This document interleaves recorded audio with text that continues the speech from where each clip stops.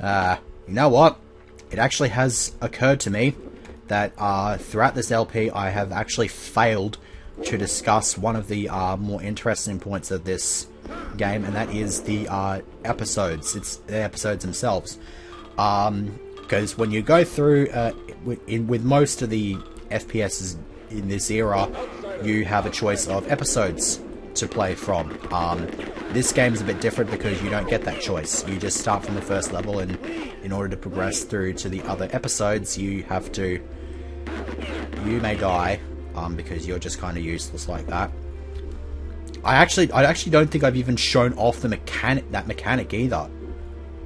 I think it's been made painfully obvious what they do. They just sort of sit here and beg for mercy. If you let them, they'll just hit the floor and play dead. But when you turn around, they'll get back up and start shooting you in the face. So they are very arsehole-ish like that.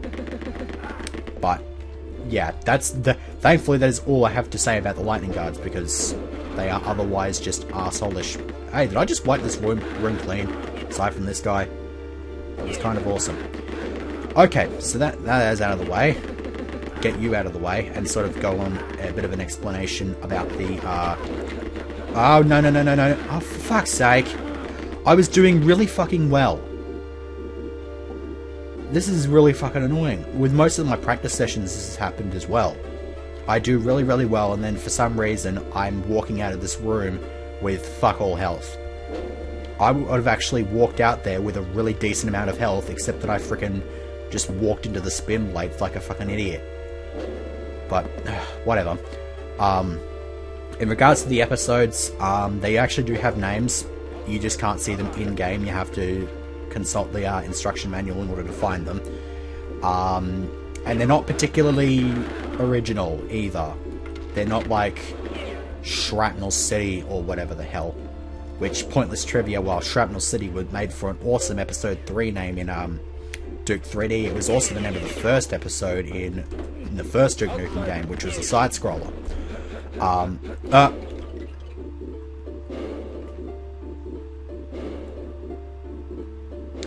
I'm not entirely sure why I even bother hitting that switch.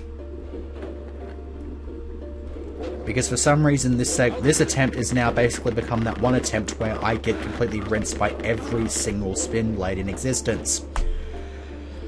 On the bright side though, I still have my bulletproof armor, which means I should be right to take care of this room. There is one guy that has a bazooka, and he actually managed to jump over the flame wall when I shot it at that point, which is very annoying, but what can you do?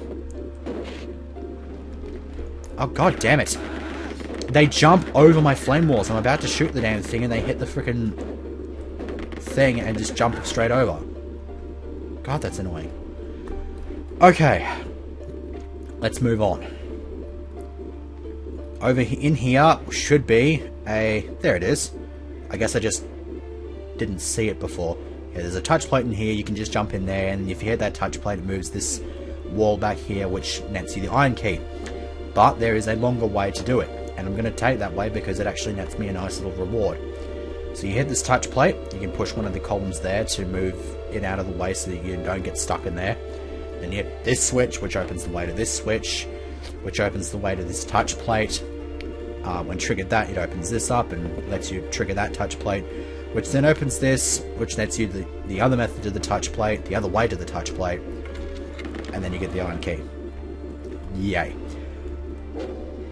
Now that the iron key is obtained, we can finish the level, and we're not even 5 minutes into the level. So that's pretty good, I guess. What I'm going to do, though... Wait. Really? Really? Okay. Now, I am so damn tempted to just not bother picking up any health here. But... The thing is...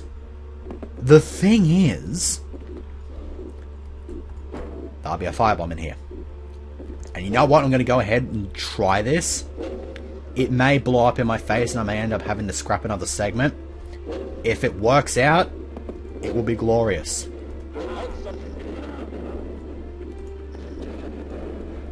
Okay. Did it work? Please, God, tell me it worked. Yes, it did. Thank God. Skin of your teeth bonus. If you finish the level with 1 dot of health, you get a full recharge of your health for the next level. I feel like I've got to keep the segment now just because I was able to show off that bonus. Because it's not particularly easy trying to get through any section of a level with 1 dot of health. It's very arsehole-ish. So for this level, I have actually been lucky so far, and I've not actually gotten any bazooka-wielding lightning guards, which is kind of a relief, considering there's already going to be an enemy that wields a bazooka in this level to begin with, and that would be the boss.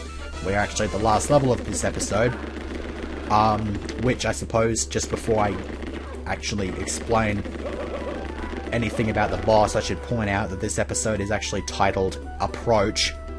I'm guessing that's just got something to do with, like, your kind of, like, searching. I guess when you take a look at the opening cutscene to the game, it just opens up with this monastery or whatever the hell it is, so you're kind of, like, starting by actually getting there, and obviously you're actually at your goal now. So I guess it makes sense, but it's still kind of dumb. It's not as epic as Shrapnel City, as I alluded to earlier. Anyways, let's talk about this door for a second. I'm not going into this door, and the reason for that is it's a time lock door. How long before it opens? Another 3 minutes and 40 seconds. It's very arsehole-ish. I could cut the segment here if I really wanted to. I'm not going to bother with that, because you get nothing from it. You pretty much get nothing from it. You get an extra life, which you may end up immediately losing because of all the crusher traps that are in there. There's a touch plate that will also trigger and open this door so that you can go back in, but it's not like it actually matters. The most glorious part about this door is that when it opens after 5 minutes, it will lock itself again after 5 seconds. So I'm not entirely sure what the hell Tom Hall was smoking when he made that time delay door, but I sure as hell won't want a bar of it in the slightest. I was actually about to shoot these lighting features with the firebomb. I should actually point out that this is not a very good idea to use missile weapons, because they will actually catch on the lighting features, and they will essentially act as basically they literally just blockades. That's literally all that they are. It's very arsehole-ish.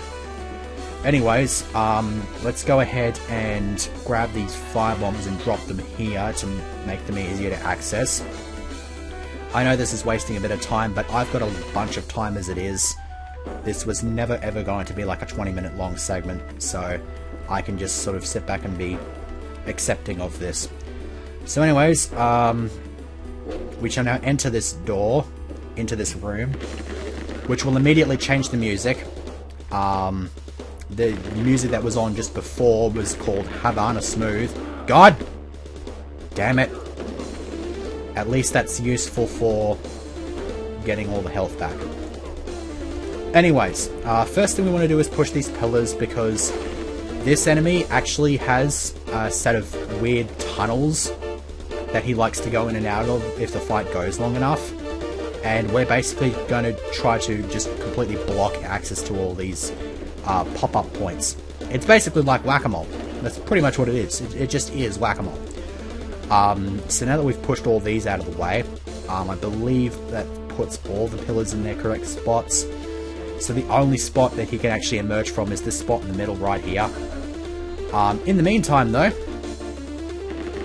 I'm going to go ahead and shoot up some of these buttons. They're like nuclear piles or whatever the hell, with something with like a shit cherry on top. And what we want to do is we want to shoot these up, because once we've shot those up, it forces this fellow out of his sanctuary, or whatever the hell he wants to call it, his, I guess, base of operations. Now, we're going to try to work out where this guy's going to come from. There he is. Now, I want to... Okay, well, he's obviously got a bazooka.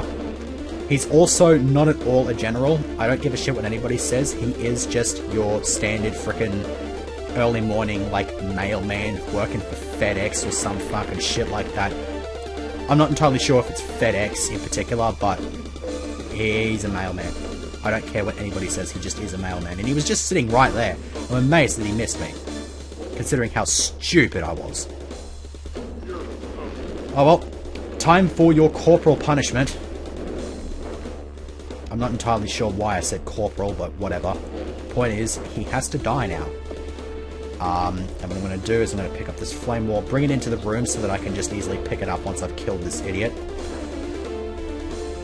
Hello.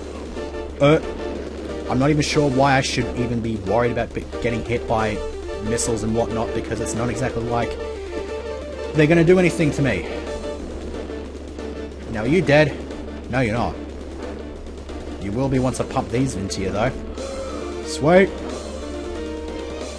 And there goes his head and the rest of his body, and he is a mailman. He just is a fucking mailman. I'm not going to accept any opinions that are saying that are like even remotely imply that he is not a mailman, because he just is a mailman. And I guess I got rid of him way too quickly, because we never actually got to see his Whack-A-Mole mechanic, or in this case, Whack-A-Mailman. Well, if there's a positive side out of it, I've at least got a title for this segment. But that's it. That's the end of the first episode, which was entitled Approach, which I think I elaborated on. Yeah, I did. Anyways, moving on. Hey, one less secret wall. Damn it. Anyways, between each episode, you just get this very brief sort of image and a quick little sentence explaining, hey, well, this is what you're doing now. Nowhere near as elaborate as it was in Duke 3D or Doom or anything like that. But it still gets the point across as far as I'm concerned. So, we are now in episode 2, which is entitled Monastery. You can't tell from here, but the enemy that I just killed was a strike team. It's the first strike team of this episode. And I imagine we'll be meeting a lot more of them in the starting from tomorrow. Along with another very arsehole-ish enemy that you may or may not remember. But until then, yay.